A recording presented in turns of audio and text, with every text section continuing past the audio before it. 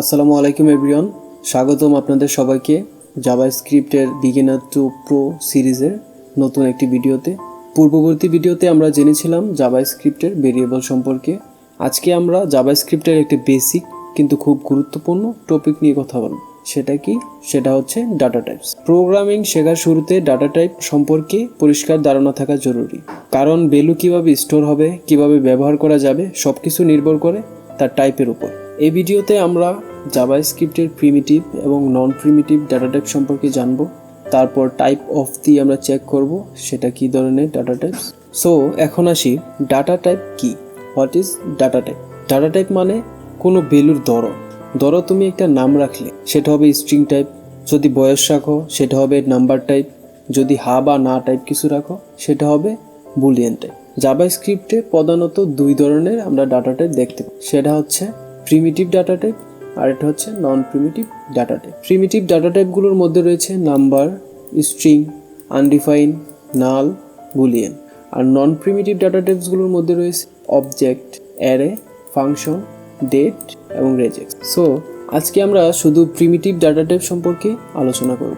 আমাদের প্রথম primitive data টাইপের মধ্যে রয়েছে নাম্বার। জাভাস্ক্রিপ্টে যে কোনো পূর্ণ সংখ্যা অথবা দশমিক সংখ্যা সবই নাম্বার টাইপ। উদাহরণ হিসাবে এজ বা টেম্পারেচার থাকতে পারে বা অথবা নাম্বার কিছু। সো আমরা যদি প্রথম নাম্বার ডাটা টাইপস নিয়ে আলোচনা করি, আমি এখানে ডেটা টাইপস .js নামে একটা ফাইল ক্রিয়েট করে রাখছি।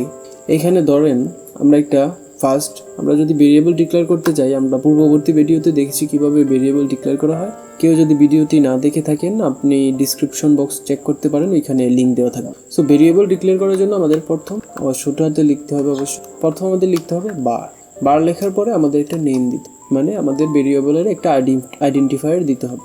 এখানে আমি দিতে পারি এই, তারপর আমাদের একটা ইকুয়াল সাইন দিতে হয়, দেন আমাদের একটা সংখ্যা দিতে হয়, যেমন আমি দিলাম 20, দেন আমাদের একটা সেমিকোলন দিতে হয়। এটা আমাদের প্রিমিটিভ ডাটা টাইপের নাম্বার টাইপ ডাটা। সো এখানে আমি নাম্বার লিখে দিই। দেন আমরা যদি এখানে চেক করতে চাই এটা কি নাম্বার টাইপ ডাটা না স্ট্রিং টাইপ, এটা আমরা চেক করতে চাইলে আমরা এখানে কনসোল লিখতে পারি, কনসোলে দেখতে পারি কনসোল ডট লগ। তারপর আমাদের লিখতে হবে কি টাইপ অফ। এই টাইপ অফটা দিয়ে বোঝায় আর কি এটা কোন ধরনের ডাটা টাইপ। সো তারপর আমাদের দিতে হবে কি আমাদের ভেরিয়েবলের নেম। সো প্রথমে আমাদের লিখতে হবে এখানে note data type dot JS.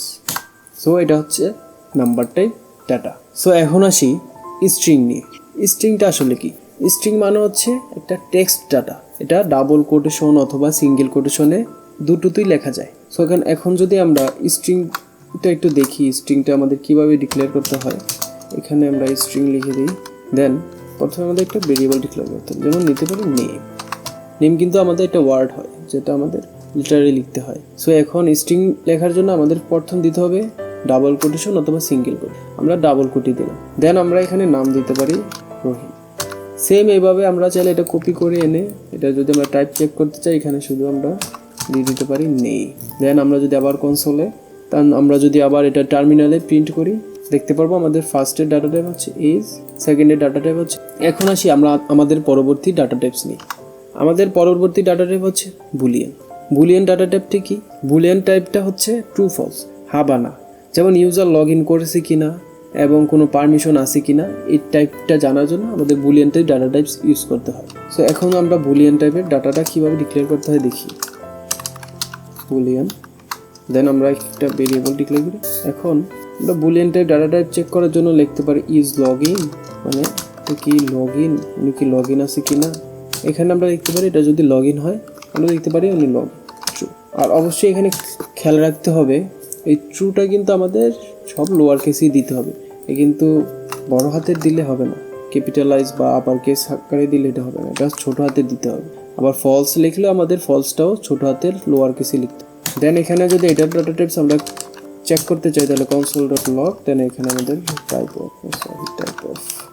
Type of দিয়ে এখানে আমরা দিতে পারি লগ। দেন আমরা যদি আবার টার্মিনাল এটা চেক করি, নোট ডাটা টাইপ, দেখতে পারবেন যে এখানে চলে আসছে নাম্বার, স্ট্রিং, বুলিয়ান। শেষেরটার ডাটা টাইপ হচ্ছে আমাদের বুলিয়ান। ওকে, আমরা এই তিনটা জিনিস বুঝতে পারলাম। এখন আসি undefined data types. Undefined data টাইপসটা কি? আনডিফাইন্ড, এখানে লিখে দিই আনডিফাইন্ড ডাটা টাইপসটা কি।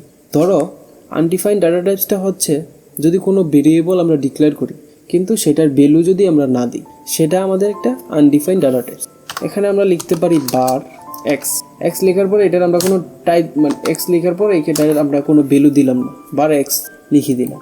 এখন এটাকে যদি আমরা কনসোল করে দেখি এটা ডাটা টাইপসটা কী আসে, console dot log type of আমাদের কী দিতে হবে এক্স। দেন আমরা যদি আবার টার্মিনাল সেটা রান করি, এই দেখতে পাচ্ছেন এটা হচ্ছে আনডিফাইন্ড ডাটা টাইপস, মানে এখানে আমরা কিন্তু এটার ভ্যালু সেট করি না। এখন যদি এটার ভ্যালু আমরা সেট করি, এটা নাম্বারে সেট করি 100 30, এটা যদি সেট করি দেন আমরা যদি আবার রান করি দেখতে পারবেন এটার নাম্বারটা। সো আমরা বুঝতে পারলাম কি আনডিফাইন্ড ডাটা টাইপসটা হচ্ছে আমরা যদি কোনো একটা ভেরিয়েবল ডিক্লেয়ার করি কিন্তু সেটার ভ্যালু না দিই, সেটা হচ্ছে আমাদের আনডিফাইন্ড ডাটা টাইপস। এখন আসি আমাদের নাল ডাটা টাইপসটা নিয়ে। নাল ডাটা টাইপসটা নাল হচ্ছে আপনি যদি ইচ্ছা করে একটা ভেরিয়েবল ডিক্লেয়ার করেন দেন ওইটার ভ্যালু নাল লিখে দেন, শুধু NULL নাল লিখে দেন, মানে হচ্ছে এটা ব্ল্যাঙ্ক, এটাতে কোনো ভ্যালু নেই, সেটা হচ্ছে নাল ডাটা টাইপস। নাল ডাটা টাইপসটা যদি আমরা টাইপ অফ চেক করতে চাই সেখানে দেখতে পারবেন এটা কি আসে, একটু দেখি আমরা। চলেন এখন আমরা লিখতে পারি বার, এখানে y ইকুয়ালস আমরা নাল লিখলাম, ওকে নাল লিখলাম। দেন আমরা এখানে যদি কনসোল করি console dot log type of y, দেন আমরা যদি টার্মিনালে রান করি, ওকে এটা অবজেক্ট দেখাচ্ছে। কারণ কি এটা অবজেক্ট দেখানোর কারণ হচ্ছে জাভাস্ক্রিপ্টের পুরনো একটা বাগ থাকার কারণে সেটা অবজেক্ট দেয়। সো এটা আপনারা বুঝে নিতে পারেন যে একটা ভেরিয়েবল ডিক্লেয়ার করার পর যদি সেটাকে আমরা ভ্যালু দিয়ে দিই নাল, সেটা হচ্ছে আমাদের নাল ডাটা টাইপস। সো আশা করি ডাটা টাইপস সম্পর্কে আপনারা একটু হলে জানতে পেরেছেন হোয়াট ইজ ডাটা টাইপস। এখন আমরা যদি আবার একটু রিভিশন দিই, এই যে আমাদের ডাটা টাইপস কয় ধরনের হয়ে থাকে, আমাদের ডাটা টাইপস দুই ধরনের, এটা হচ্ছে প্রিমিটিভ আর এটা হচ্ছে নন প্রিমিটিভ। প্রিমিটিভ ডাটা টাইপসগুলোর মধ্যে রয়েছে নাম্বার, স্ট্রিং, আনডিফাইন্ড, নাল, বুলি। আর নন প্রিমিটিভ ডাটা টাইপ নিয়ে আজকে আমরা আলোচনা করিনি, পরবর্তী একটা ভিডিওতে আমরা নন প্রিমিটিভ ডাটা টাইপ নিয়ে আলোচনা করব। সেটা হচ্ছে অবজেক্ট, অ্যারে, ফাংশন, ডেট এবং রেজেক্স। সো এই হচ্ছে আমাদের ডাটা টাইপস।